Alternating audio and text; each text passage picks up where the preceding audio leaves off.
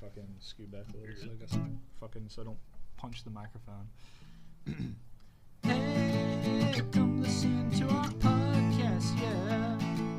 Please listen, it's a hitch. If you don't listen to our podcast, yeah, then you are a bitch. I'll go ahead and fucking say some kind of intro. Hello, everybody. Welcome to Filmoscopy. Hello, today, we're going to be discussing 1976 Taxi Driver, directed by Martin Scorsese, written by Paul Schrader. Like I said last time, I don't remember what I said last time, but anyway. So this was my first experience really watching this movie. I hadn't seen it before, but I really wanted to take it onto the podcast because I just needed an excuse to watch it. So this will be, I think, the first time all of us have watched it, right? Yep. Yes. This will be the first watch that we've done since Halloween Kills. Halloween Kills. Hold on, let me take a drink. Halloween Ends. Well, Owen didn't watch that one, though. Oh, yeah. Well, I wasn't there. On purpose. So anyways. He's like, sorry, guys, I'm going to New Orleans. Like, yeah. What for? Nothing in particular. Oh, is this the first Martin Scorsese? No, we did. No, this is the first Scorsese movie we've done. Well, we did Christmas Vacation. That's Scorsese, right? Yeah, we did. Well, we're doing Morbius next, so that's fucking Scorsese. Hey, Scorsese. There's a not a GIF. There's a quote from Scorsese saying this is cinema when watching Morbius. Of course, yeah. I mean, why the fuck would he say anything otherwise? Exactly. It's one of the best movies. If anything else would be uncivilized. Yeah, he'd be dead wrong. So I guess, I guess we can go into opening opinions. I mean, that'll. You want to run down to the numbers real quick? You want to introduce us to you piece of shit? Yeah. So I'm Owen. With me is Lance. The rest of the best, baby. And Cody. The best of the rest, baby. Just exactly the same shit. That's like when you play, have a fighting game and you pick the same character. They do the same intro. But I always hated it, like when I played Mortal Kombat with like my sister, and I would for some reason be stuck on second player. And I would pick Scorpion, then she'd pick Scorpion, and all of a sudden my Scorpion's like a fucking orange color. I'm like, it's yellow, this is stupid. You get the fucked up scuffed Scorpion. So, I'll go ahead into the numbers, I guess. This movie had a budget of $1.9 million. It got a box office release at 28.6. It's influenced a lot of directors, like I think Quentin Tarantino is a big advocate of this movie. It's influenced some movies like Driver. That was really striking to me how kind of similar they are between the two. I know Driver's influenced by other movies too. It's like based on fucking.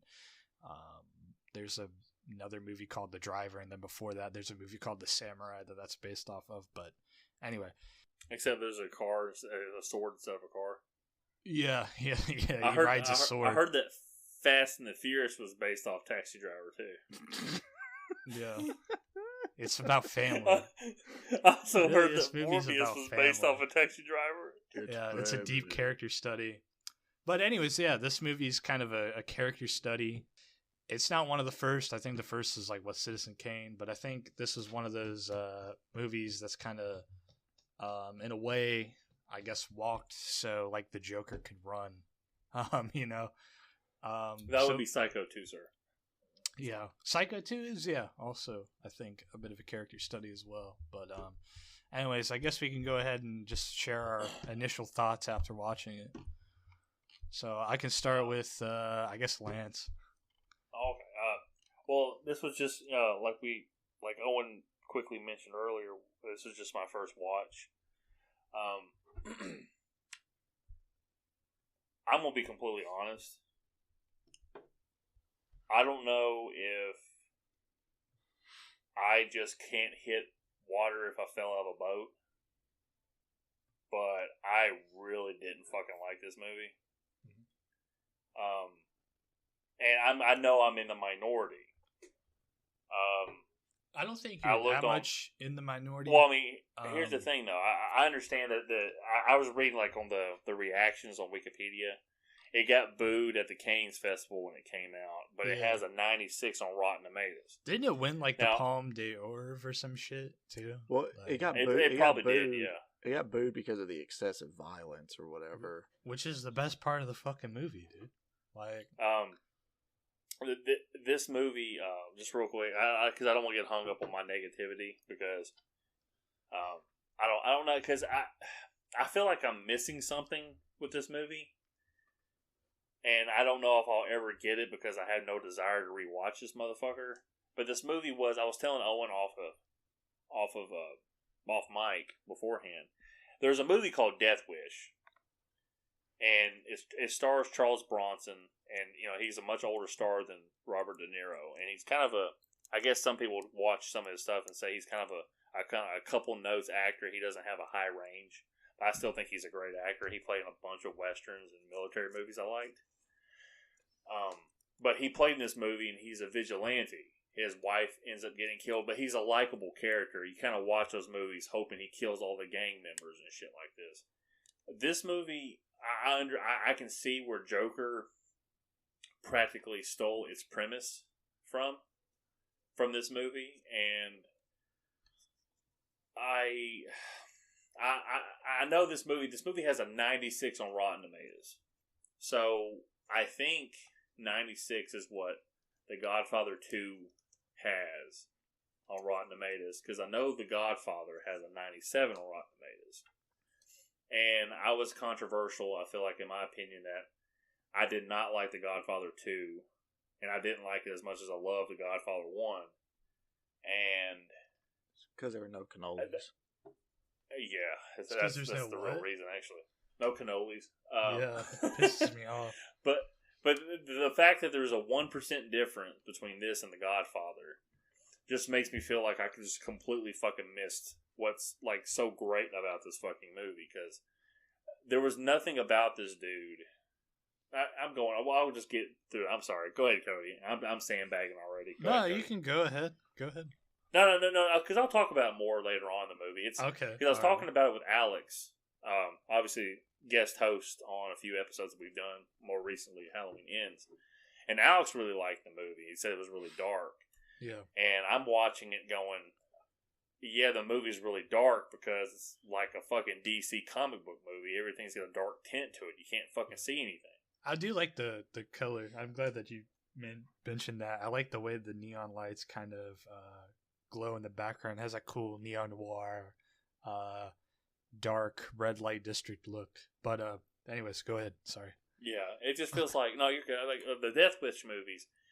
Those are vigilante movies, but they have some Hollywood pumped into it.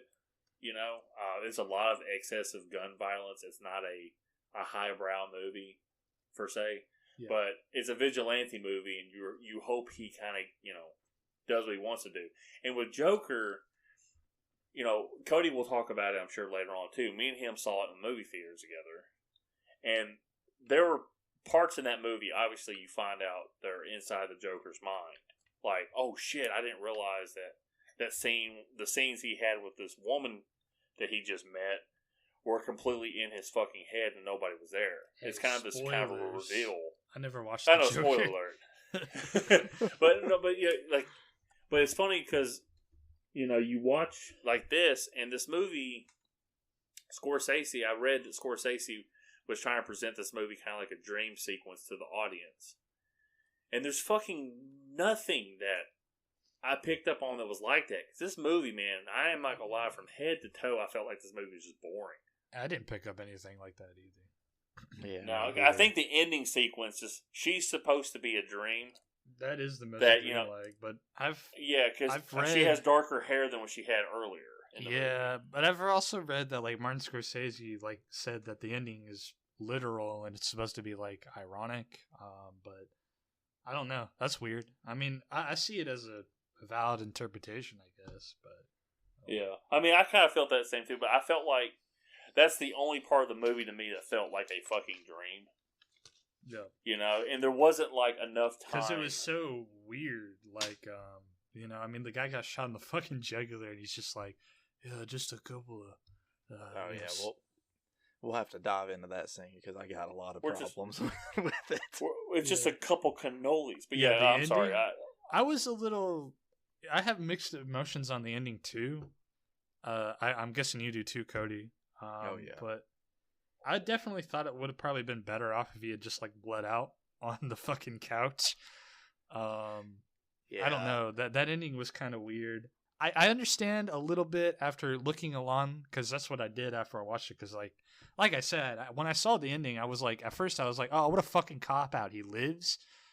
And then I was like, okay, this has to be a dream. And then I thought it was kind of weird how it's like everybody's sucking him off now, and he's like, oh, he's a hero and shit.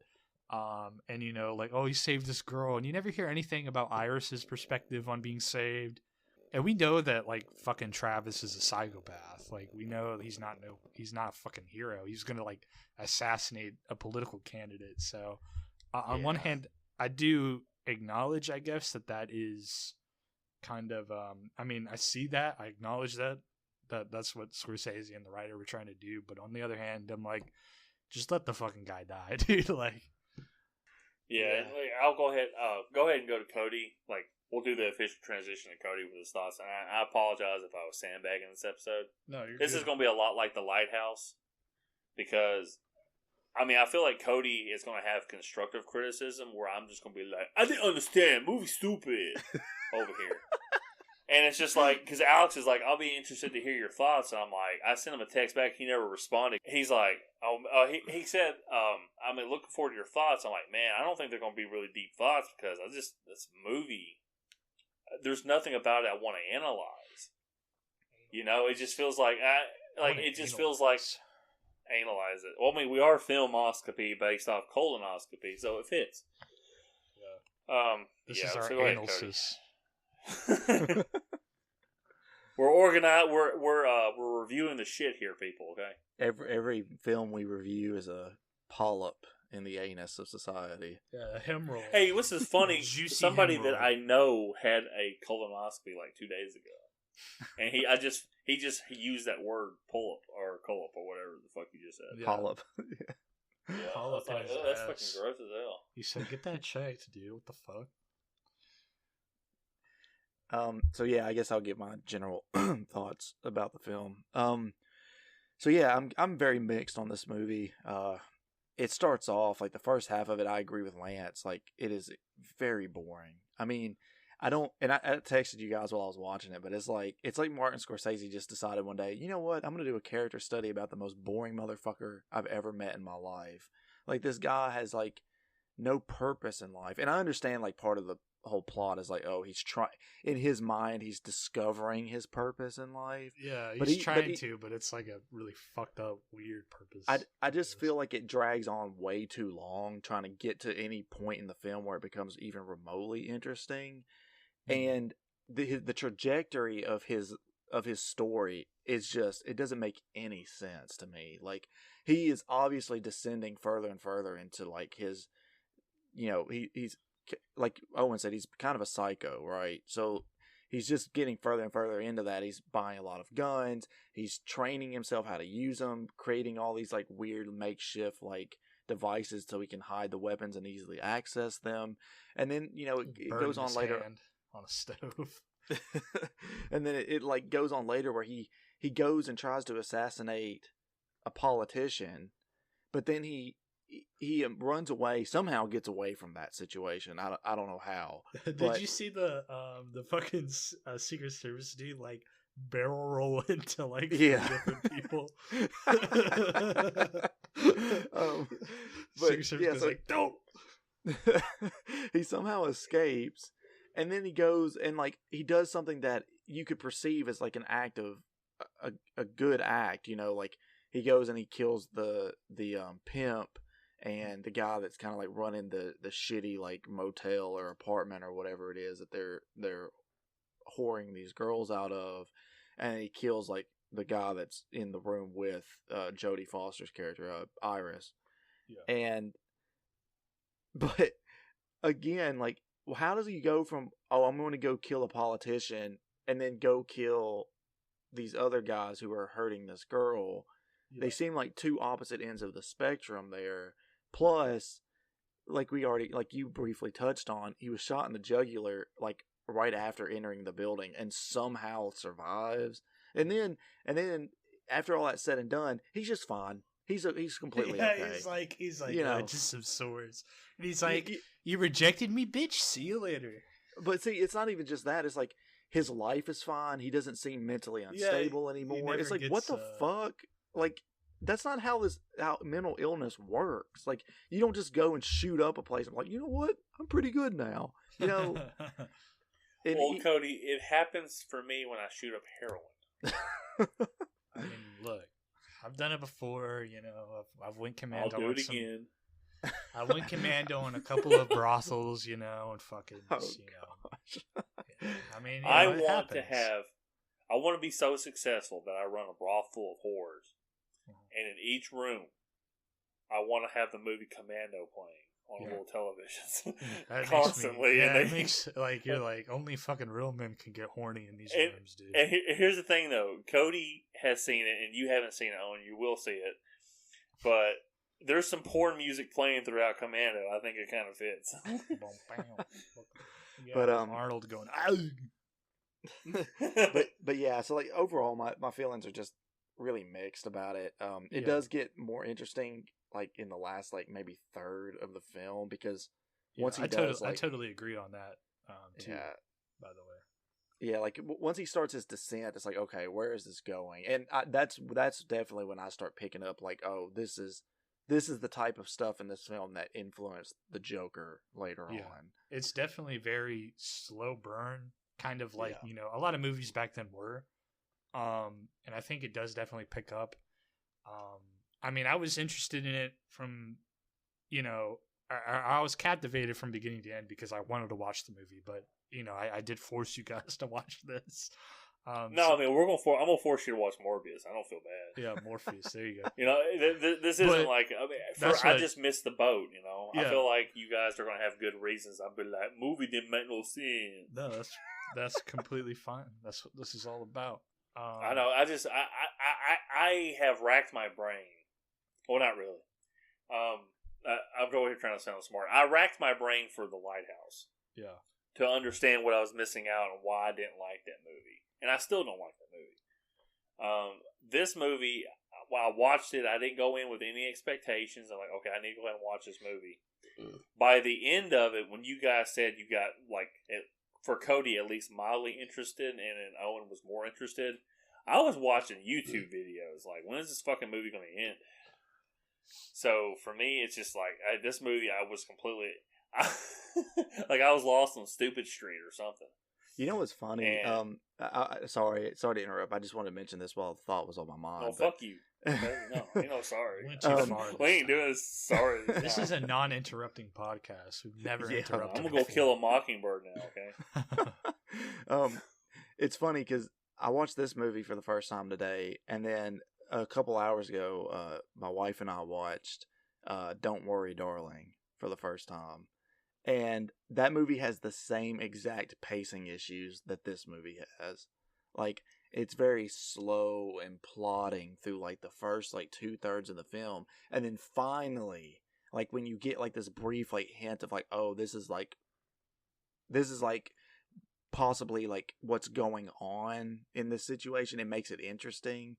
I just thought it was funny that I watched two movies for the first time today that had the same damn pacing problem. You want to know what I watched? Is that the Olivia Wilde movie? Yeah, it is. Harry Styles? Yeah. You want to know what I watched after this? Porn. What? I watched Barnyard. Barnyard? Yeah. Why? Because I made Lauren watch this, or I didn't make her, but I asked her if she wanted to, and she did. And then after that, she was like, we should watch Barnyard. And I was like, dude, Barnyard's a good-ass movie. Of all the CG movies from, like, the mid-2000s, Barnyard it's so is fucking ugly. It's such an ugly-ass movie. It's like going back and watching the Jimmy Neutron movie. Yeah, it literally is. It's like fucking 10 years, or it's like 6 or 5 years after that movie too, and it still looks fucking awful. Speaking of, I'm just curious. This just dawned in my head. Have you guys watched I guess it's the 2005 Charlotte's Web movie? Is that the live action one? Yeah. Well, I think it was the first attempt of live action, even though it's all CGI. Yeah. Yeah. I think I've seen bits of it.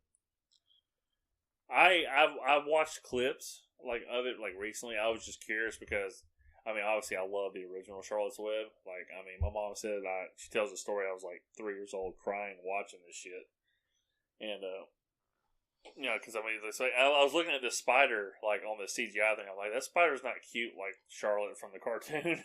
So I'm over here I don't know if I would have liked her if she looked like that in the cartoon. To be quite honest with you, but it was funny. Something else. Just talking about CGI. I was like, okay, why can't they make movies like Babe?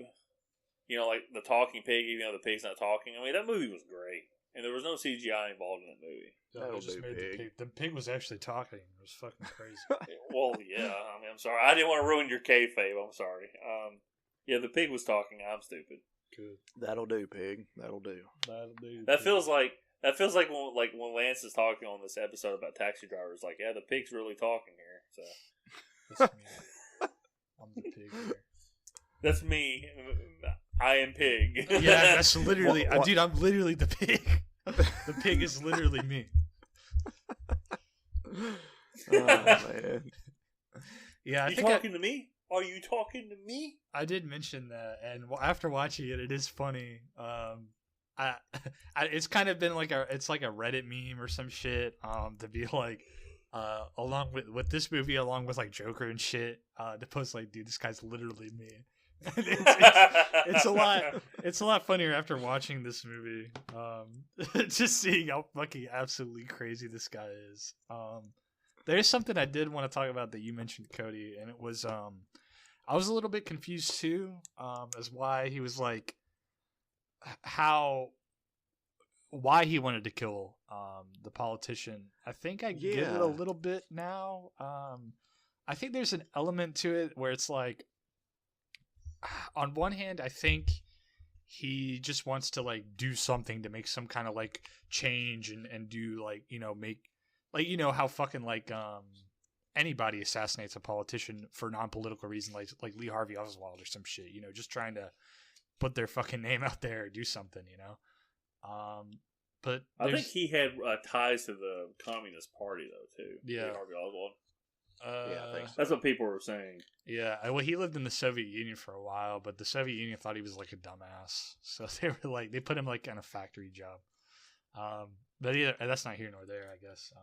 They go to everywhere. Moo moo. Old MacDonald had a farm. E-I-E-I-O. Charlotte's Web. But I think he's So how earlier in the movie he's what's the blonde lady's name? I can't remember. Betsy? Yeah, Betty. I think that's an ugly ass name too. Yeah. Earlier in the movie, he's he says that she's just like him, she's kind of an alone person too, and that he thinks that she's kind of I guess trapped where I think there's an element where he sees that politician kind of in the same way where he sees the pimp with Iris a little bit, if you get what I'm saying. Yeah, I kind of get it. She's stuck where she's at. The politician's basically got control over her in a way. Yeah, a little bit like that, I think.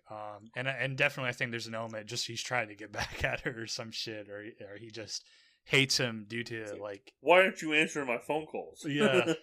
Yeah, I was so confused whenever he showed up there. I was like, what the fuck? What is this? I don't understand. Especially it's been 3 days. Especially because didn't they show was the scene where he wrote the letter to Iris and put the money in the envelope right before that? Yeah, I think he was planning to give. So he was trying to kill, I guess, 2 birds with 1 stone, right? He was trying to be here's fucking $500, which I guess in the 70s was a lot of money. It's not really now, but so he's trying to give her money so she can get away, I guess. And then on the other hand, he's trying to just kill this guy, and I guess he thinks after that, it's done for him. So he's trying to kill two birds with one stone. There is what I think. Well, I just, yeah, maybe, I don't know. Like when he showed up there, I thought, okay, maybe he's gonna kill the politician, and then expects to be gunned down during the or after it's over with or whatever. But yeah. I don't know. It just, and then whenever he goes to the and to kill the pimp and all them. Then it's like, what was his plan this whole time? Like, did he really think that he could kill this politician and then make it across town to kill these other people? It just didn't make any sense. I don't think he was trying to do both. I think okay, so he tries to kill the politician, right? I guess he doesn't. He sort of tries. He reaches in his coat and the Secret Security gets on his or Secret Service gets on his ass. And the I CIA, think sir. After that, he's like, oh shit, well, I guess I can always do this. And so he just does that, and which is kind of, I think, what plays into the ending a little bit is that, everybody's sucking him off at the end saying he's a hero. Well, his original plan was just to kill the fucking politician. So, we as the audience know that, he just fucking, the only reason he went and killed those gangsters was just because that was the only other thing he could do. And I guess it's supposed to be a little bit ironic that, the media is hailing him as a hero for doing that shit. We as the viewers know that he's an incel piece of shit. Yeah, pretty much. Exactly. Me as the viewer doesn't give a shit. Kill him. I'm over here I don't care. Nah, it don't matter. Me, the funny thing is, Wizard is what they call him, Wiz. Yeah, the taxi that's driver. Peter. Yeah, that's Peter Boyle, and that's who it is. Granddad, and Everybody Loves Raymond. That's who it is. Whenever he popped up on screen, I was like, "Gosh, he looks so freaking familiar." And he's also the Frankenstein monster in Young Frankenstein, which is a spoof movie that's wonderful. Young Frankenstein. But he's a funny guy. But it's just funny seeing him, and I mean Jodie Foster, which kind of blew my mind. And the thing about Jodie, she always talks like she has some kind of southern drawl in her accent. And she's born and raised in Los Angeles, California. So I don't know where the fuck the bitch gets it. But her accent in fucking what's that movie called? Silence of the Lambs is terrible. Yeah, I mean that is terrible. But even this movie, I could tell that she was trying to do some kind of drawl. I like voice. I'm I like Silence of the Lambs, but damn, every time she talks, it's fuck. That movie, and it's funny. I showed it to Savannah, and she thought it was boring. And rewatching it, it's kind of boring.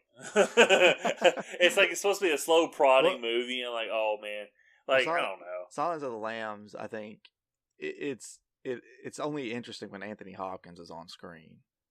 Outside of that, it's not really all that compelling to watch. Yeah, it is multiple times anyway. I like it, but I don't think it's amazing or anything. Speaking of Silence of the Lambs, and this is going to be a weird connection. Now, the Buffalo Bill character in Silence of the Lambs is based off Ed Gein. Another character is based off Ed Gein is Norman Bates. Leatherface, obviously, but Norman Bates. But so I'm going to tie this back to Psycho. The guy who did, I think his name is Bernard Herrmann. And Ed Boon. You forgot about that other guy. Ed Boon, yeah. Of he's course, also Mortal Kombat. Yes, he is. He's based on Ed Gein. But Bernard Herrmann did this music for this movie. This was actually the last movie he scored, because after he did the music, he died of a heart attack that night, is what it says on the Wikipedia page. But he's the one that scored quite a few Hitchcock movies, including Psycho, and he did a couple Orson Welles movies. I think he did Citizen Kane, the music for it. So that's just kind of a funny little tie-in back to Taxi Driver. Was this was Bernard Herrmann's last score he ever did. Yeah. So. And the main theme's kind of cool. It's got that noir, kind of seedy New York kind of thing. This whole movie is like a seedy porno. Yeah, definitely very 1970s New York. Oh my god. The best part about this movie to me was hearing the woman go, Oh, it's throbbing now. Oh yeah, it's inside me. When it's like playing the porno behind him. Yeah, and he's like looking that's through his funny fingers as hell. and shit. Like it does look really funny. He takes her to a porno theater on their second date. Yeah, he's like, "You want to go see a movie? I don't know much about movies, but I heard this was a good one." It's like, what the fuck? It's a good movie. I see people bringing their people here. And he's like, if she's trying to leave, he's like, "Let me talk to you." I'm like, you took her to a porno. Yeah. He has a huge difficulty connecting with people in this fucking movie. I don't think he has like a normal conversation with any other character in the movie. The closest thing is the wizard guy. And you know, even then he's like bad ideas, man. Yeah, even then he's like he doesn't like really connect with them or anything. He doesn't have like an actual conversation. I guess I never said my opinions after watching it. So I mean, I had pretty high expectations for this movie. You know, I mean oh shit, I just dropped my microphone. So yeah, you know, all the ratings are really high, and everybody loves this movie.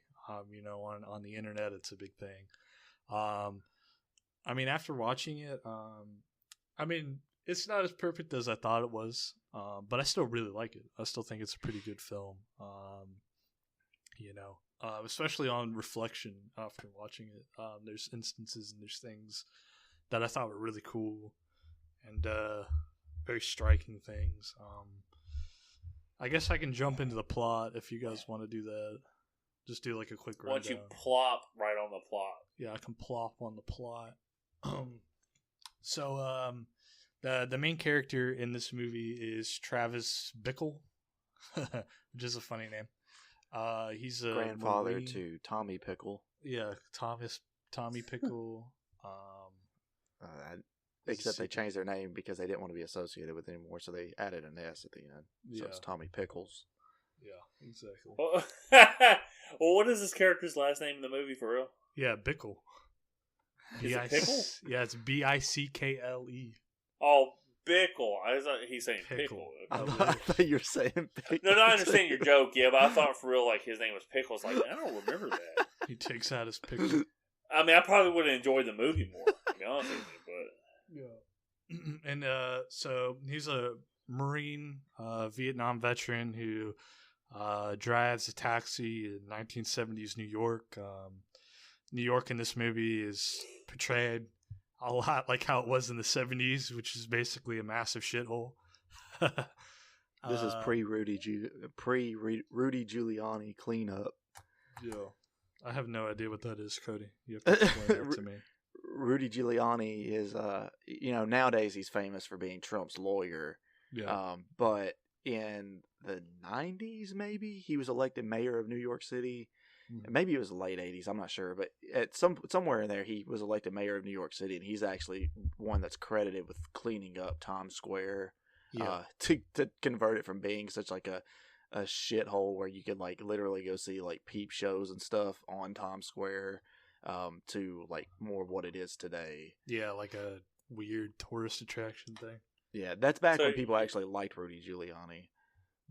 Gotcha. So you're going to sit there and tell me it's because of this guy that I got that really awesome shot of Jason Takes Manhattan when he's in Times Square. And he's just looking around, and there's a little bit of gangs, but not really. So that's him, huh? Well, I think he... there probably still are gangs and shit on Times Square, like... Yeah, but it's not nowhere... It's not like this, It's not like just... Porno theaters and shit and hookers everywhere. Yeah, all that kind of stuff. I don't have a interest to rewatch this movie, but no, I was kidding. I don't have an interest to like live in a huge city. I don't find it appealing, especially the way prices are skyrocketing and shit like that. And it's just funny to me, like I just would have to get the fuck out. Like, to be honest with you, like as I can kind of understand, it's not extreme, obviously for me, but like the way the guy's talking to himself. He's got, he's obviously a sociopath, but he probably also has like some OCD tendencies. Yeah. Just like, they're like deep in, Owen really knows because he's worked with me, and Cody's seen it a little bit. My OCD is like out of control sometimes. And it's like, you're going to have everything in the right spot. Everything's going to be clean. Even if nothing's happened to you, you're still like washing yourself off just because of that. So I do understand like the depths of psyche that it can go. Obviously, I'm not fantasizing about killing people, but with this movie, it just didn't seem like. I watched before we got while I was on the toilet, where I do all my best thinking. I watched a minute clip. It's one of these when they interview a director and an actor about this. It's like one of those like little CBS 60-minute specials or whatever. But it was Leonardo DiCaprio and Martin Scorsese. I couldn't say his name for a minute. And Leo was talking about this movie, and he said, "I was mesmerized by this movie, and I looked at what is the dude's name again? Scorsese, like De Niro's character? No, De Niro's character. Travis Bickle. Pickle. Yeah. He was looking at Travis like, I was completely all the way with him until I wasn't. When he completely turned on you, you realize he's a psychopath and all this other shit. I think, yeah. I'm like, there's nothing about this dude that I'm like, that's fucking normal. I mean, he was fidgety and he was making awkward jokes and shit like that. I'm like, this dude looked like a psychopath. Why would you go? Like, again, why would you root for him at all? Even just like looking past his little quirks, he's a nobody. He's boring. Like, why would anyone watch this movie and be like, yeah, I was like completely, because most of us people are boring, Cody. I mean, yeah. I mean, people relate to nobodies. Everybody, most people are nobodies. So yeah, but it's like I don't want to watch a movie. I don't watch a movie about a nobody. You know what I mean? I guess. Yeah. Well, most people have most people that's worked retail have had fantasies about killing people. Yeah. So I'm not trying to I'm not projecting, but you sit there some people just make you mad enough, but it only goes to that far. This guy's like, I gotta clean up, and he doesn't even necessarily say I have to clean up the streets. That's why it doesn't feel like a vigilante movie, even though it's painted as a vigilante movie. This dude's just a fucking psychopath. There's nothing redeeming about him. He's crazy from the word go. Like, there's nothing about this movie that is redeeming about him that you feel sympathy for him. He's a creeper. Yeah. He's not like Jeepers Creepers, but he's well, kind of. He is like watching her from the car. He's a weirdo. So what the heck am I fucking doing here? I don't. And it's just theater. It's just a strange I don't know. Maybe I wouldn't have liked the Joker movie if it wasn't a offshoot story about the Joker character. Joker, baby. You know what I'm saying? I think that's what brought me in. And okay, this is cool, and this is what I like about it. If it was just some random movie about some psychopath, I don't think I would have found that movie interesting either. And I haven't rewatched Joker but twice. Joker. So it's not some movie I religiously go back and rewatch either. I thought about that too after watching this. Because obviously Joker's main inspirations are actually two Martin Scorsese films. It's this and what is it called? The King of Comedy or something like that. You're talking about this is the one about the boxer? No. It's that's Pitbull.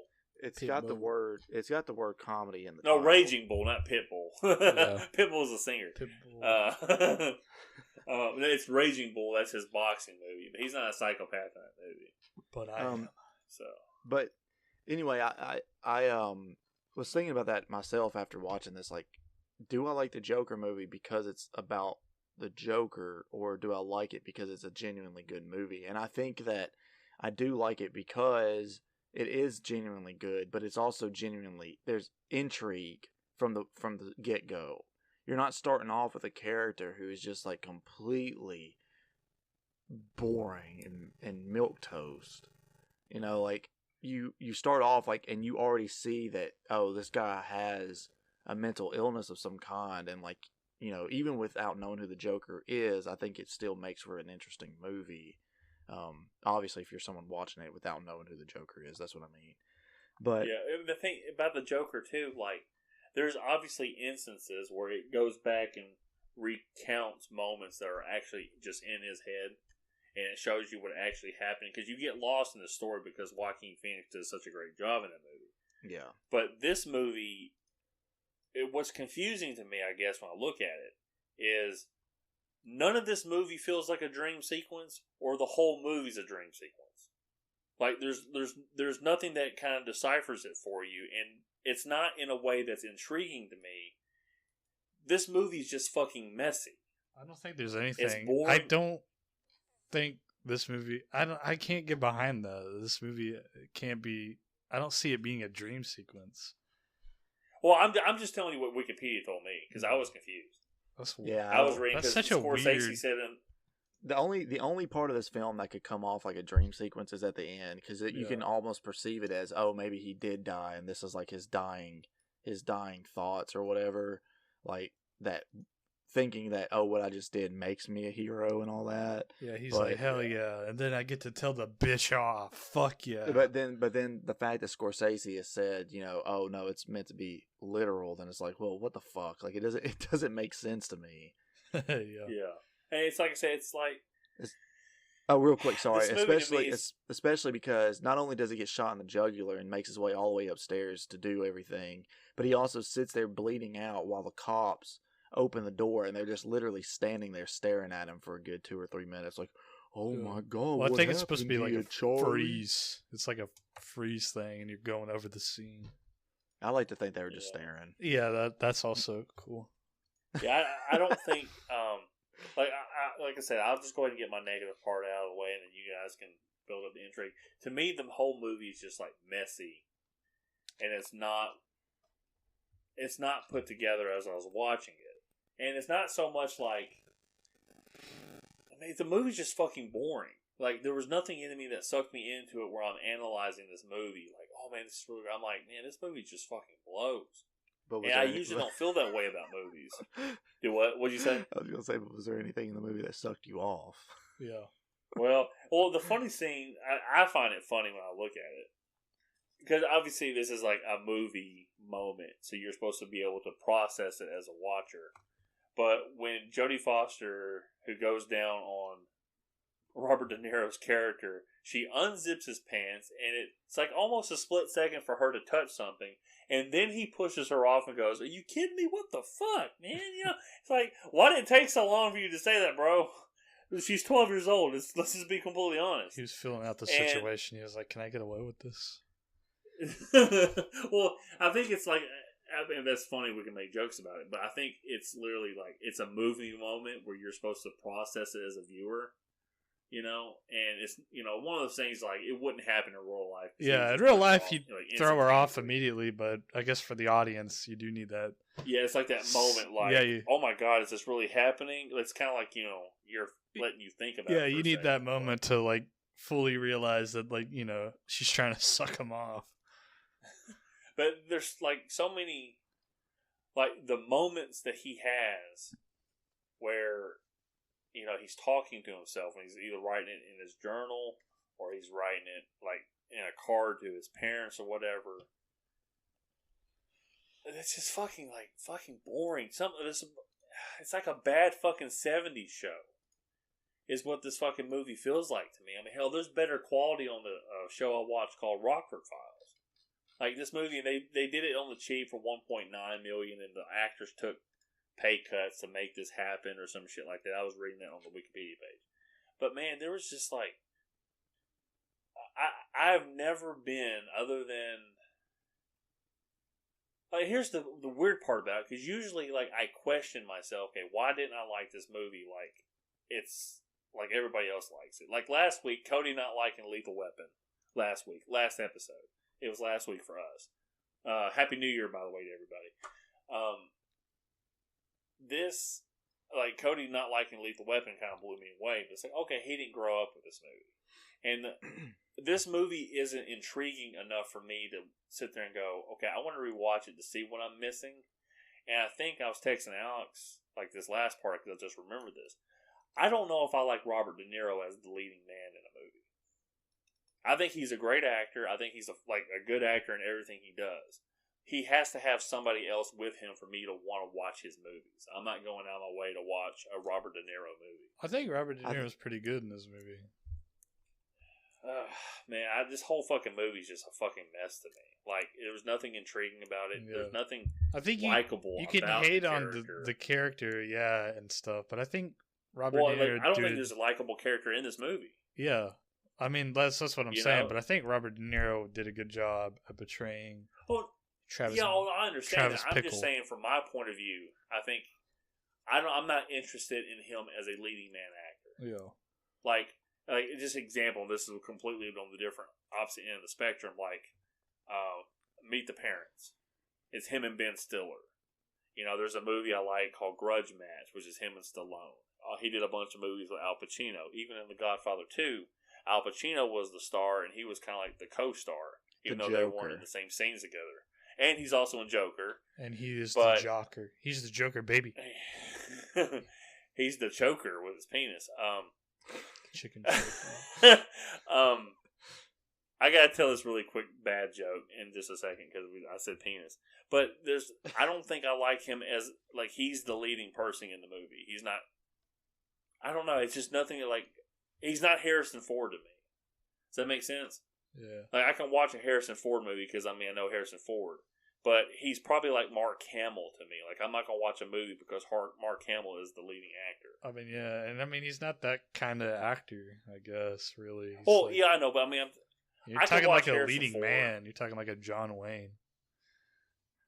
Yeah, in a way. But I don't know. This movie just did not interest me. Even when I look back on it. It's confusing to me.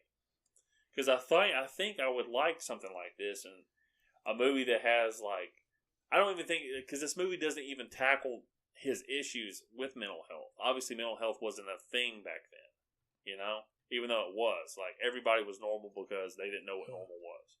I don't know. It didn't really need to. I guess part of my enjoyment of this movie is just seeing this guy, I guess, lose it in a way. And I see where the thing is that I see where people are, what's the word I'm looking for, relating to the main character. Sucking this movie off? Yeah, jerking and sucking and fucking. But where people are relating to the character, I guess, is like, it's people who've lived in like if you've ever lived in like a shitty part of a town by yourself before or anything like that, you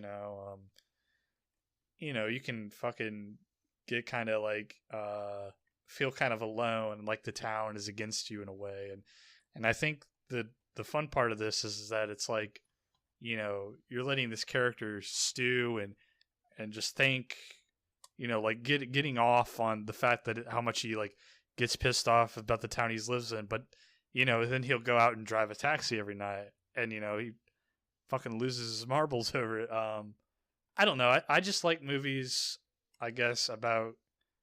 I guess this is why I was interested in the movie to begin with, is that I like movies where, I guess, characters, are dark and do, like, fucked up shit, It's why I want to eventually watch, like, Henry, Portrait of a Serial Killer and shit like that.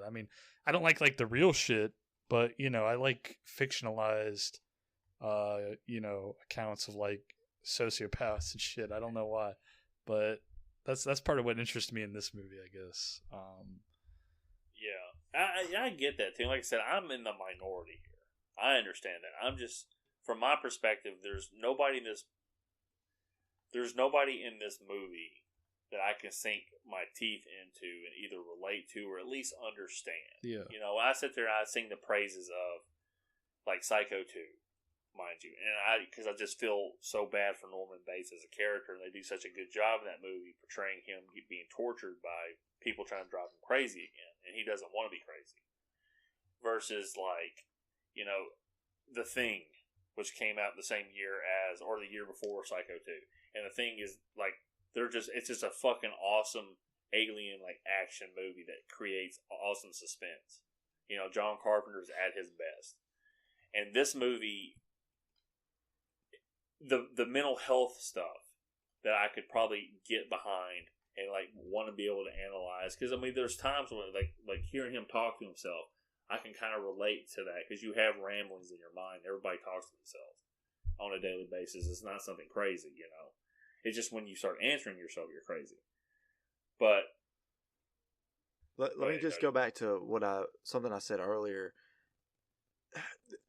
This is, to me, I think a big problem with it is it's a character study, which there's nothing wrong with character studies. I mean, again, you know, we've mentioned the movie multiple times, but Joker is a character study.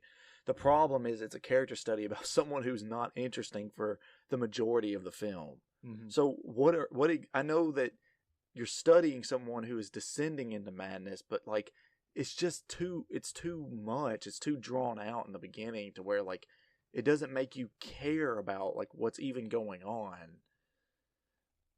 Yeah, that's the best way of putting it for me. Like, I can't. I'm not good with woods. That's why I've only had one job in my life and one girlfriend. No, I'm just kidding. No, I just remembered also saying this joke. It's from Norm Macdonald. You guys heard of him? Yes. Okay. Well, obviously his humor is a little crude and stuff like that. He said something like he told this joke, and I'm reciting it from a podcast I listened to, somebody else saying it, and he said that his doctor was unconscious and had to be taken to the hospital, and the doctor examined her and came back out in the room and told him, says, "Look, I think the only thing that can bring her to is you give her oral." Yeah, I've and heard he this said, one. "Yeah," he's like, "Okay," and he goes in there and comes back after a few minutes like, "I don't know, doc, it just sounds like she's gagging in there." Instead of giving her oral, obviously, and that's what I was thinking about. Like, I kept making references to cock in that moment, but you know, I don't know, man. There's so much about this movie, like I can get behind elements. I don't think, obviously it's the 70s, so they weren't able to tackle like mental health at that point in a way that it's kind of like I said, I'd have to rewatch Joker to see if I even like really like that movie. But yeah, there was just nothing like usually in a movie I can find something like maybe it's not something that like is even real, but like an idea that I can find relatable, like wanting to do good, or you know, being the action hero or something like that, or just wanting to be escaping. Like, you know, that's why I watch a lot of comic book movies, because they're not real, but or like I want to watch wrestling or whatever. Like Martin Scorsese would hate you then. He probably would. That's not cinema, damn it. Well, we've had this discussion before how, and I think Owen leans more on the Scorsese definition of cinema, whereas I'm just kind of like, you know, it's a fucking movie. At the end of the day, like someone says action, someone says cut. You're pretending in front of a camera, whether you have a green screen behind you making you look like Iron Man, or if you want to put on a bald cap because you actually don't want to shave your head like Robert De Niro did in this movie. It's all fake. It's a movie. That's what cinema is. You can sit there and try to portray a certain message or something like that. And I think at the end of the day that, you know, I don't like pop music at all. But it is music.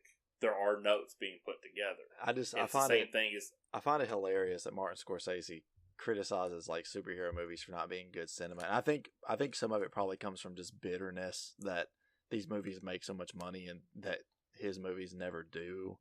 And I don't think he was bitter. I mean, we always argue about this. I don't think he was bitter about it. I think he was just saying, well, maybe he was. Maybe he was a little exhausted at the fact that he couldn't make what he wants to. But the reason I always defend him is I don't think there's anything wrong with superhero movies. It's just that, you know, a superhero movie is a fun movie. It's a fun thing to watch, but it's not like, you know, I don't know. I mean, there's nothing a superhero movie is trying to say, I guess, is where my stance. But that's not entirely true either. I mean, there are plenty of I don't want to get into a drag out fight about Scorsese because I don't give a shit about the guy. Yeah, but I'm just saying, like, he says like those type of movies aren't cinema, and only a certain type of movie are cinema. And I'm here to say, not everybody cares about quote unquote cinema like he does. Yeah, and I mean that's an undeniable there's a difference fact, between, but although there's a difference between listening to a Tool song and listening to a Katy Perry song. But at the end of the day, there's a start, there's a stop, there's notes in between, and there's some singing. Maybe there's some auto-tune, maybe there's some industrial metal behind it. But it's a song nonetheless. Art is subjective, but when he says that's not cinema, he's making art not subjective at that point. Because it can be finger painting. But if your kid finger paints you something, you're going to think it's the most beautiful thing in the world, where I'm going to think it's fucking ugly and it's stupid. It's a finger painting. Or it can be the Mona Lisa. But art is subjective in that way. It may not be the same quality, but the truth is in the eye of the beholder. And if some kid finds some kind of escapism while watching a superhero movie, and they enjoy that, how can you tell them that it didn't, put a good feeling in their heart because maybe their life is terrible, and that's what they're watching, versus me watching like The Fugitive or Psycho 2. Like, I love those movies a lot. I've talked about that. It also makes me feel good to watch a porno and beat my meat. Well, that's... I mean, you can sit there and make that joke too. That's fine, but I'm just saying, like, to say art is subjective when someone disagrees with your with your view of, like, art or whatever, that's fine. But don't go around saying that certain movies aren't cinema to him. Like, who gives a fuck, dude? That's your own fucking opinion. If art is subjective and everybody's opinion is subjective, that's fine. I think it's funny. I think it's funny that he says that, though. And then, like, the last film he put out was The Irishman, which was a made-for-Netflix movie. And then the movie he's working on now is a movie that's going straight to Paramount Plus. So it's like, I think regardless of what he thinks, I think he lost that battle anyway. Because studios obviously don't see the money behind his type of film anymore. Yeah, and the only reason theaters are still alive at this point is because of Marvel. Let's just go ahead and be completely honest. Even actors have come out and said that's the only reason why these theaters are still even open now is because of Marvel. Because people want to go see that event.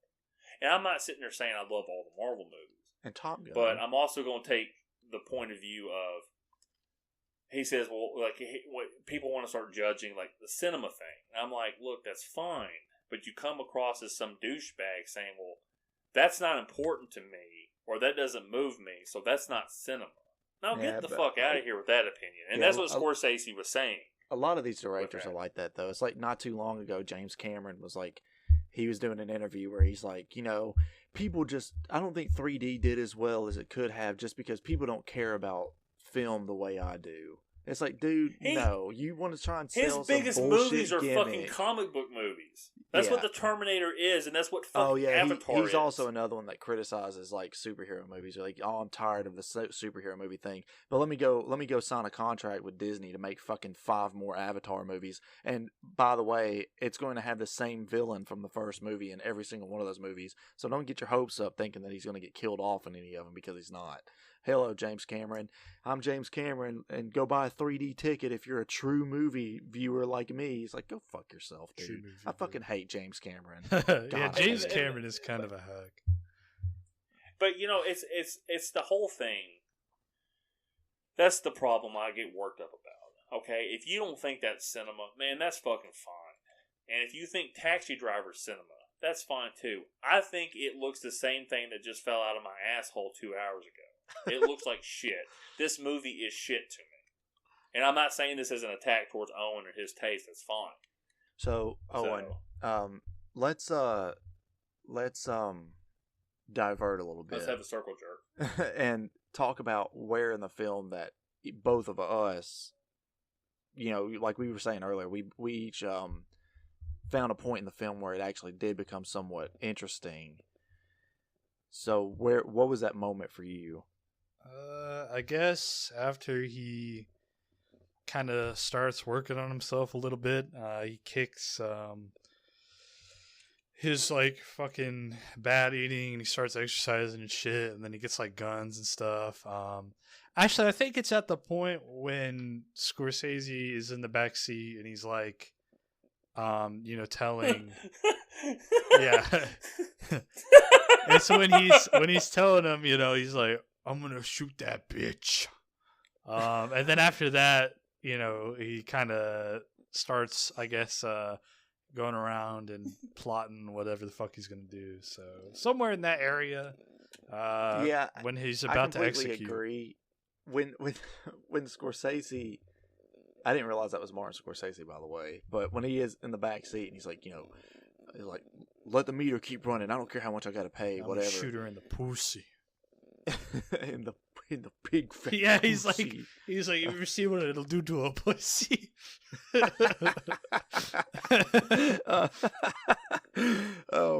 But yeah, like whenever that happened, I thought, oh shit, okay, so like maybe this is the turn, because I was waiting for a turning point. Right? Yeah, I thought he was gonna like turn around something... and just like, I don't know, fucking like bash Martin Scorsese in the face or some shit. Well, I thought like maybe he was gonna like get entrenched in like some kind of like mob problem or something like that when that scene was happening, and I was like, oh okay, this is gonna be like some weird like turn for this character, and it's like, oh no, that guy just never fucking comes back ever again. So I was like, okay. But yeah, I think whenever he starts like building like his little makeshift contraptions like for his gun and all that, and like starts working out, it's like, oh, so something else is going on.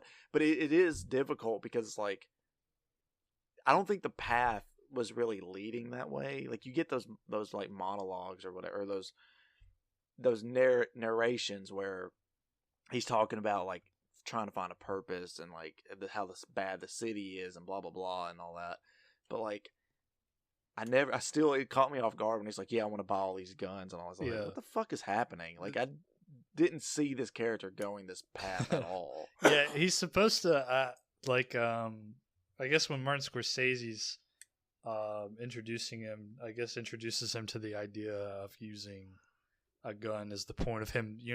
He brings up the 44 Magnum in that dialogue, and then later on he's like, yeah, I'm gonna get this 44 Magnum, because he's like, yeah, some guy told me it'll what it'll do to a pussy. So that's why tomorrow I'm actually going to the gun store and buying a 44 Magnum. No, but yeah, I think that's supposed to like open up that thought process in his head that he's like, okay, I can use guns to solve my problems. Yeah, to solve my problems and clean up the city, but then he completely botches that shit. So yeah, and again, we kind of already talked about how like where it goes. It's like it caught me completely off guard that he showed up at that rally and was going to try and kill the politician. I was like, what? Like, I didn't understand where that even came from. And then like at the end of the film, he seems like happy that the senator won his nomination or whatever. It's like, huh? Like I don't get it, but we've already kind of talked about how like that ending part really is weird because he's bleeding out in the damn apartment or whatever beforehand. But that also seems like the parts that really interested you was that last part. Well, so it was weird. It at least got your attention too, Yeah, well, the part, like I said, the parts that interested me is when he like really starts to descend, and but the reason it interested me so much is because it's like, okay, where is this going? Because I didn't see it even getting to this point. So like whenever it kept going down that path, and then it got kind of confusing again because it's like the politician thing, and it's like, all right, his motives don't make any sense in this way, and then of course the whole ending. Like I have a huge problem with the ending because he gets shot in the neck, and almost immediately he gets shot in the neck. Somehow these two guys in this tight hallway cannot hit him with a bullet to save their damn lives, except for the one that hits him in the neck, and then he goes upstairs and the one guy shoots him in the arm. And that honestly didn't take me out because I've seen more ridiculous stuff in other movies. I actually thought it was like kind of like I guess a little refreshing. That's kind of why I was hoping he would just die at the end, because I thought it was a refreshing kind of shock, that like, okay, so he's trying to do this, but okay, he's just gonna get like his fucking like he's gonna get blown away by these guys he's trying to kill. That's why part of me at first was a little disappointed at the end when he lived. Yeah, I mean, ultimately, okay, it's fine. It's a little unbelievable to me that he made it all the way up there and actually killed all three of them or whatever and saved her. But, yeah, he should have died right there. And I thought he was dying. I was like, okay, this is how it's going to end, right?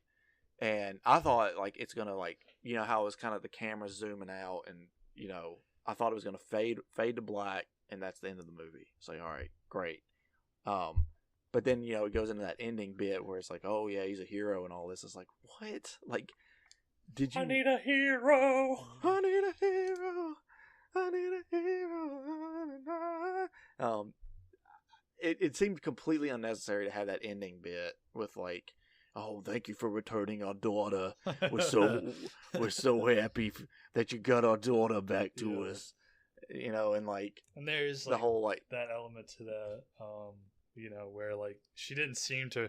I mean, as we know, it's not right that she was in that situation, but she didn't really seem to really want to go at the end there. And we don't really know the situation with her parents or anything. Like, why did she run away? We don't know. I don't know if it's so much that, but, like, you know, just from watching any kind of fiction or whatever that has, like, prostitutes involved, there's, like, this whole element of, you know, the pimp basically... It's what is the word? It's basically Stockholm syndrome, right? So, like, the pimp basically, like, tells them that there's no life for them outside of doing what they're doing for them, and they provide them with enough to where they, like, kind of keeps them, like, basically hooked on staying with them. So I think it's more that, but it's probably just meant to be more just, you know, self-explanatory rather than diving into her but to life me, specifically. It feels like they're trying to... I mean, to me, when I was watching it, it felt like they were trying to play around with the idea of, like, you know, he's supposed to be the hero, he's supposed to save the girl, but, I mean, you know, he's not doing it really in the right way. Like, you know. Yeah. And she's not going to stand there and wait. Yeah, and she's not... Hold on to the wheel. Yeah, she's not, like, falling for his, like, superhero bullshit, really. Yeah. Well, because, you know, she's falling to her knees, though. Yeah. Because, like, I guess in her life, she's probably, like, seeing, like, oh, well, this can't be real. There's some other, like, more malicious motive behind him trying to do this. Yeah, or she just really doesn't want to go back or, you know, whatever, so... Or, you know, when she got in the cab, instead of just sitting there and staring like a doofus, he could have just driven off. Yeah, if he really wanted to save her, but I don't know. He does that a lot in this film. It's just like kind of sit there and stare at people, which is just, oh gosh, it's so weird. The whole story that Peter Boyle, the wizard, he was just like, this chick starts taking her pantyhose off in the back of my cab, and I go back His there, stories and I are pull my so, dick like, out. Fucking, like, so dumb and shit. If it sounds like, I mean, a certain boss that we had, Owen. Yeah, 100%. Yeah, and I mean, he even has the same look, you can just like no hair on tell top, it's longer hair yeah. on the You side. can tell he's like what he's saying is like probably bullshit, like a little bit. But is it though? Because you see all the kind of weirdos and crazy shit that like happens in Travis's cab. Yeah. Like, so to me, it's not that hard to believe. The only thing I think, like, but I don't know. I mean, 100% some guy would make a bullshit story where he's like, yeah, this broad, she tipped me $200 to fuck her pussy. She was in the backseat of my cab, and she said my dick was big, and then, you know. Because she had and she said COVID wasn't contagious. And she said, that, I don't know. What else is there to say? I don't know. I guess I've gotten pretty much. How long is this going on for? An hour 13? Yeah. I don't know. Well, I mean, if you're done, if you don't want to discuss it anymore, we don't have to. I mean, we could talk a little bit about what we're doing next, and yeah. So this movie was just kind of like, I don't know about the. I didn't hate it as much as Charlie and the Chocolate Factory.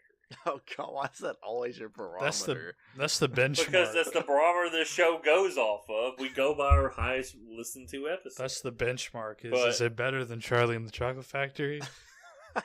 No. The new benchmark is it worse than Halloween Ends? And I would have to say it's on par with Halloween Ends, but I would watch this over Halloween Ends. So, I don't recommend this movie. So, but like I said, I'm gonna get my payback. Like I said, Owen, he did The Lighthouse, he did this, and Cody did Charlie and the Chocolate Factory. But I'm gonna get my payback with Morbius in like 4 weeks, motherfuckers. Don't worry.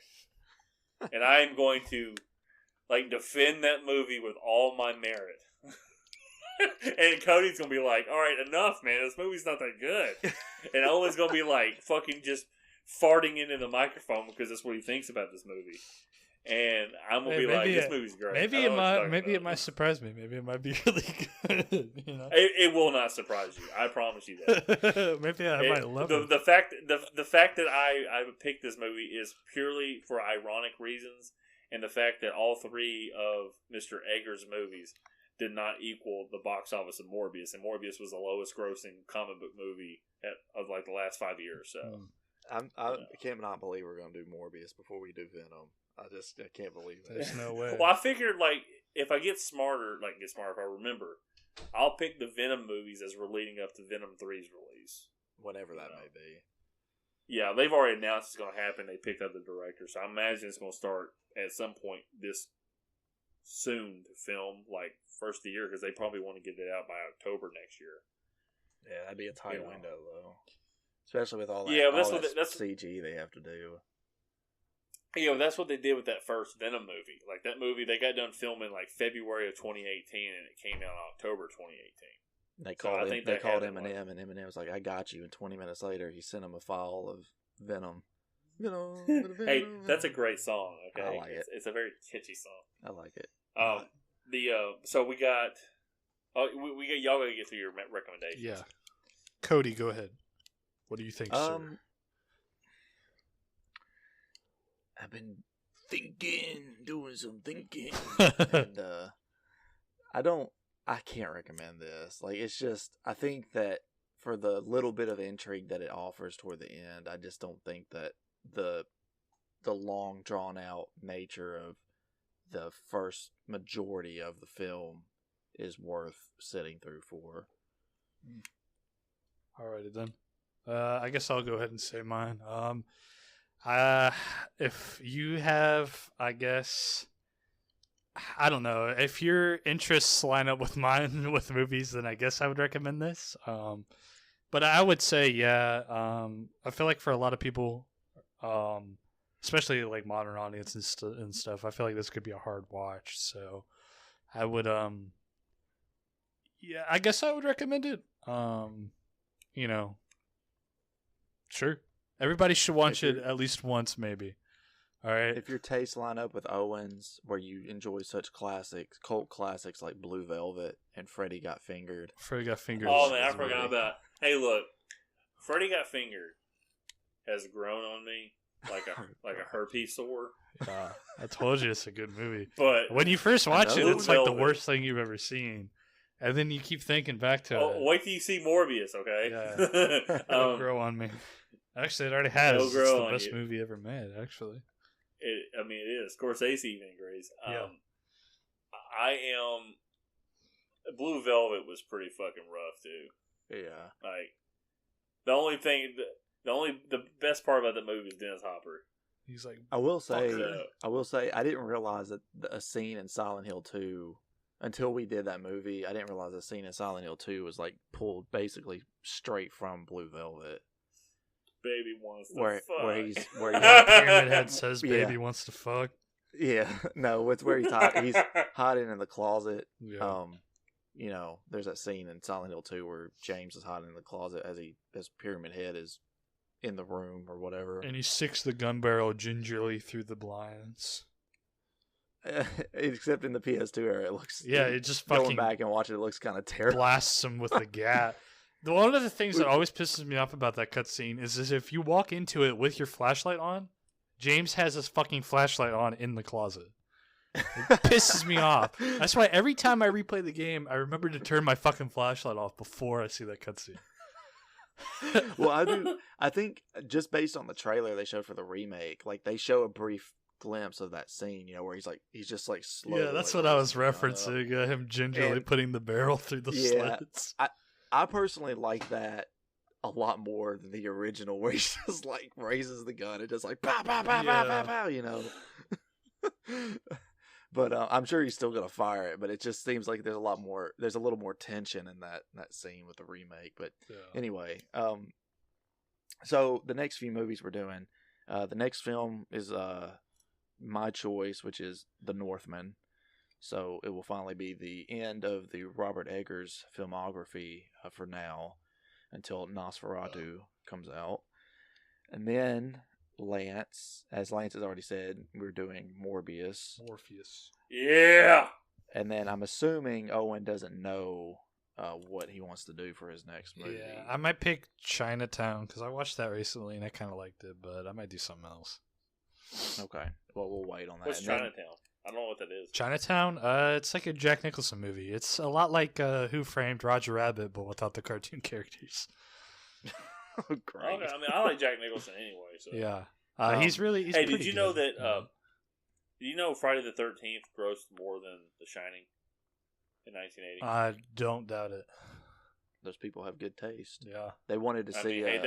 they wanted to see Randy... cinema, baby. They wanted to see Randy ride his bicycle for 25 minutes in the middle of the film.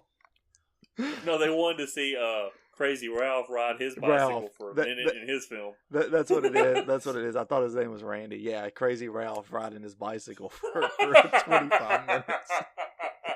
And so when we did that clip, like when we did that episode, I had never paid attention to that, and then you guys brought it up, and it's just I can never not think about it. And the thing is, if you're a Friday the 13th fan, 9 times out of 10, I don't remember. I'll say 10 out of 10. Just to be what safe. do we talk?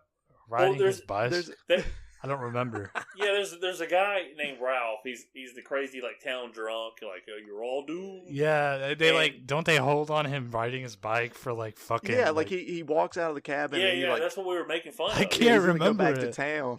He goes back to town, but it's like basically the camera's. It's shot from like the front of the cabin or whatever, and it shows him get on his bicycle, slowly take off, and like basically ride until he's like 2 states over. I thought you guys were so making hilarious. fun of fucking the kid in The Shining, like getting on his little trike and riding around the hallways.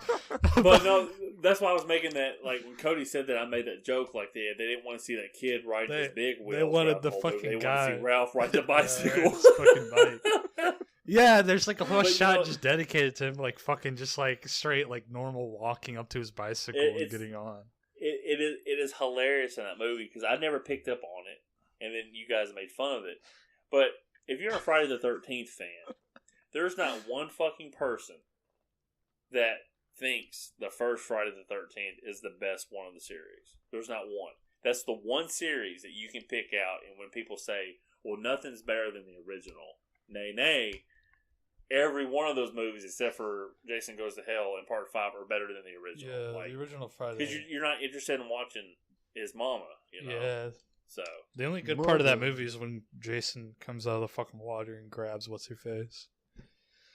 Yeah, I mean, I like eventually, and like, the titties. Halloween next year, I'll probably do, like, I'll probably start picking some of those Friday the 13th movies I want to rewatch. Yeah.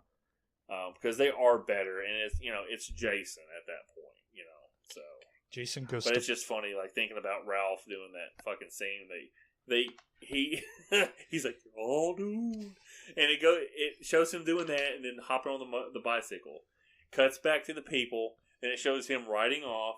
Cuts back to the people, then it shows him riding off even more, and then getting to the trees and disappearing behind the trees, and then they cut to a new scene. It's fucking hilarious. What about Jason Goes to Heaven? Oh man, I'm hoping that's the 14th entry. So, what did you say? Jason Goes to Heck? No, he said heaven. Yeah. I always say Jason Goes to Heck because I think it's funny, but I thought I'd mix it up. It is funny. Oh man. But anyway, so we got the Northman. Cody, where are we gonna find that at? So the Northman, I believe, is on Peacock. Yeah. Currently. Peacock. Do you guys use my Peacock network? I think I have my own I do. now. Okay. You do, Cody? Yeah, I do. Okay, I just want to make sure. I was like, I don't know. Because I passed out my information to like 4 other family members and you, and I'm like, I don't know who uses my shit. So, but with I don't ever remember my. And I think after Owen's next movie, I think I'm still sticking with Mars Attacks. So I don't remember what Mars Attacks is. It's the fucking. You remember the movie where the aliens look like Jack skeletons? Nicholson's president. Yeah, Jack Nicholson's president. They're like aliens. They come down. They have like these guns that when they shoot people with, they basically like disintegrate. It's kind of okay. Yeah, I know what show it is. It's a Tim Burton film. Yeah. Oh Oh god. It's really weird too because like I said, Jack that. Nicholson's president, which is like super bizarre. I liked it as a kid. So. Oh yeah, me too. I even had like we had the movie. I think I had like a toy of some kind from the movie, and then we even had like a novelization of the movie for some reason. The alien says "ack ack ack." Supreme Leader Martian. Ack ack. Yeah. All right. Well, I guess we'll go ahead and close out today's episode of Dragon Ball Z. Yeah. Next time on Filmoscopy Podcast, the Northman comes to town. You need to like slow it down because I always find it entertaining every time I hear a Dragon Ball GT. Yeah. Filmoscopy. Filmoscopy Podcast. Yeah. Podcast. Put it in your Google machine, kids. You'll find us. Give us a like, subscribe. We're not on YouTube yet because we can't put our unedited shit on there. Yeah, like seriously though, like if you enjoy listening to us rant and ramble and sometimes rave, like share the podcast with other people. Yeah, people. Let's be quite honest with you. I have 6 people that I know of that listen. Or if you hate us, and tie down your enemies and force them to listen to us. If you show us your love, people, like share the podcast. Yeah. If you see it on a Facebook post by me, fucking share it. Tell your Don't be like, oh yeah, let me just look on, keep on. So go ahead and fucking share us. And if you're on Twitter, retweet us.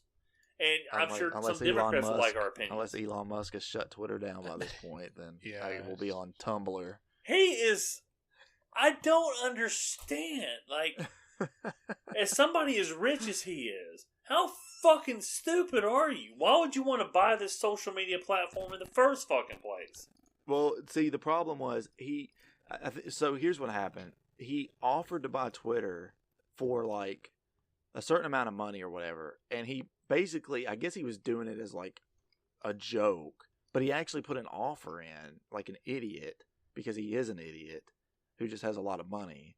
And he tried to back out of the offer after it was like at a certain stage of like the negotiations. And he was forced with a choice because the Twitter board was like, no, you said you were going to buy it. We reached a certain point where you were supposed to buy it. And now you're saying you don't want to buy it. So either you're going to buy it or you're going to go to jail, because what happened was whenever he announced that he was buying it, the market share like shot up drastically.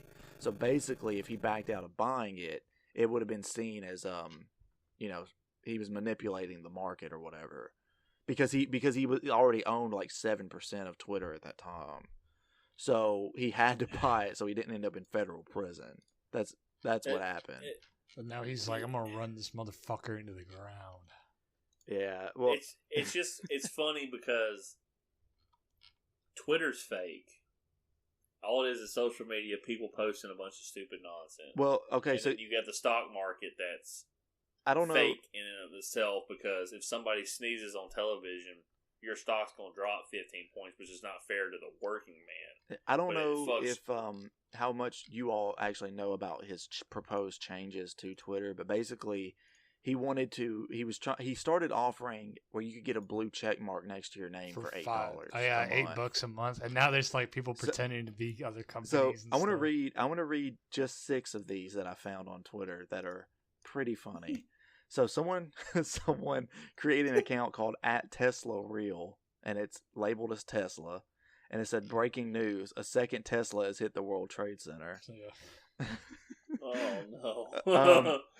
One of them, someone made an account for BP Global, and but the handle is @BPD's Nuts, It says, their tweet says, just because we killed the planet doesn't mean we can't miss it.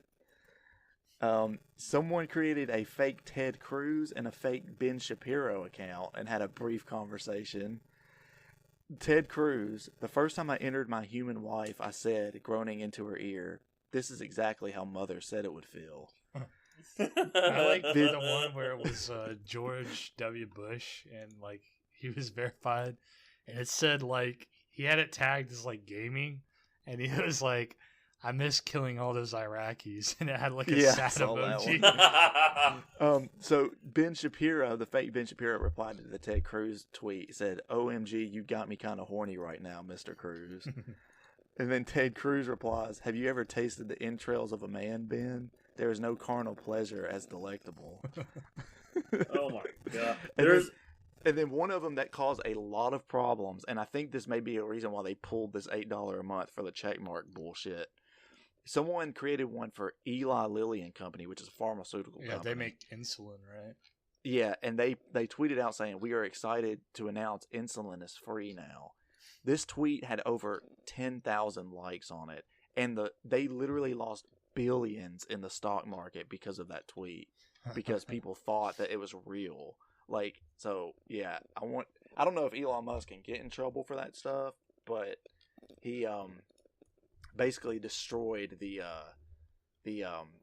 authenticity of the check mark, and it caused problems. Yeah, I don't know people. how he thought that was a good idea, because he was just trying to cash in. Like, people want this check mark. This is a way that I can make money, because now I'm $44 billion down because I bought this company because I'm a moron. And he just thought it'd make it easy. I kind of like, that's what it was. I mean, part of me hates Twitter, so it's like, watch it burn. It's funny, but I don't know. The thing for me is like, it's convenient because I follow a lot of like gaming companies and bands and stuff like that. So like, it's an easy digestible way to like get updates on things. Yeah. Instead of like scrolling through the mess that is Facebook.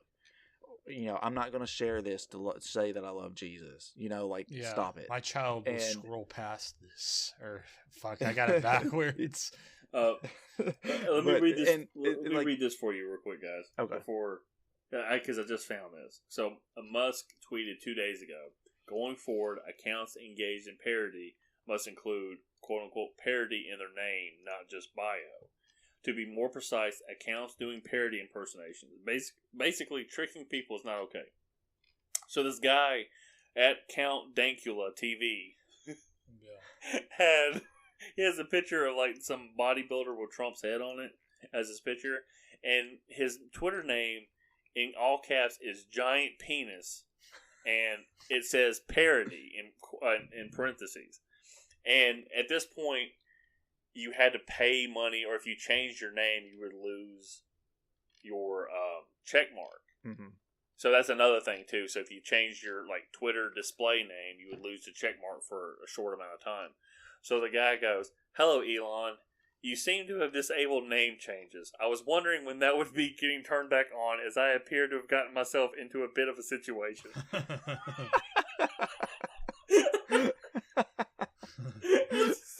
I just think about this like on and off like the last 2 days. It's like, I got myself in a bit of a situation. It's fucking hilarious. All right. Well, I guess we can end it here. Yeah. All right. Yeah, I just ripped the skin tag off my neck and I'm bleeding right now. About to fucking... You'll be alright at the end of the movie. Don't worry about it. You're gonna be bleeding. You're gonna be bleeding like Travis in that hallway. Yeah. And I'm like, you're gonna be like, everybody, pool. Everybody, make sure you watch Dragon Ball Z before our next episode, the entire series. Thank you very much. Goodbye. I'm looking down on the stereo to my Wimeo. Click, click, pool.